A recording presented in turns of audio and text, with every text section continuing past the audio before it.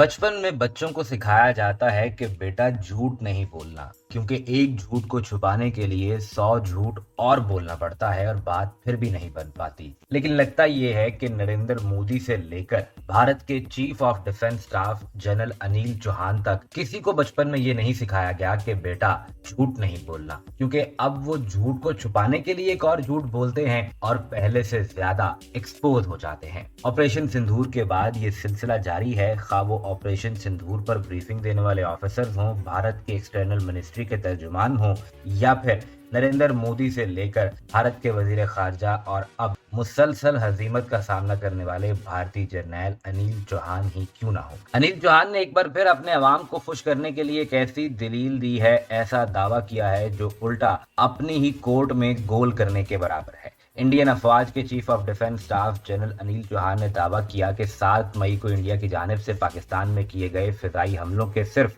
5 minute बाद ही इस्लामाबाद को इसकी इत्तला दे दी गई थी। अनिल चौहान ने कहा कि जंगों में नुकसानात की नहीं बल्कि असल में हासिल होने वाले नताइज की अहमियत ज्यादा होती है। अनिल चौहान ने इंकिशाफ किया कि पाकिस्तान ने इस हमले के बाद जवाबी कार्रवाई 10 मई को सुबह 1 बजे के करीब शुरू की और पाकिस्तान का मकसद ये था कि भारत को 48 घंटों में घुटने टेकने पर मजबूर कर दिया जाए, लेकिन सिर्फ 8 घंटों के अंदर ही वो पिस्पा हो गए और मुज़ाकरात की दरखास्त कर दी। अब जरा अनिल चौहान जाकर डोनाल्ड ट्रंप से ये पूछें कि मुज़ाकरात के लिए, सीज फायर के लिए भागकर कौन आया था। एक लम्हे को अनिल चौहान का ये दावा सच भी तस्लीम कर लिया जाए कि पाकिस्तान ने यही प्लान किया था कि हमने 48 घंटे में भारत को घुटने टेकने पर मजबूर करना है, लेकिन हमारा दुश्मन इतना खोखला और कमजोर निकला कि 8 घंटे बाद ही भागकर अमेरिका के कदमों में जाकर बैठ गया कि हमारा सीज फायर करवा दो, हम मुज़ाकरात के लिए बात करने के लिए तैयार हैं। क्योंकि पाकिस्तान में जब अमेरिकी इंतजामिया ने राब्ता किया तो यही बताया था कि भारत बात करने के लिए तैयार है,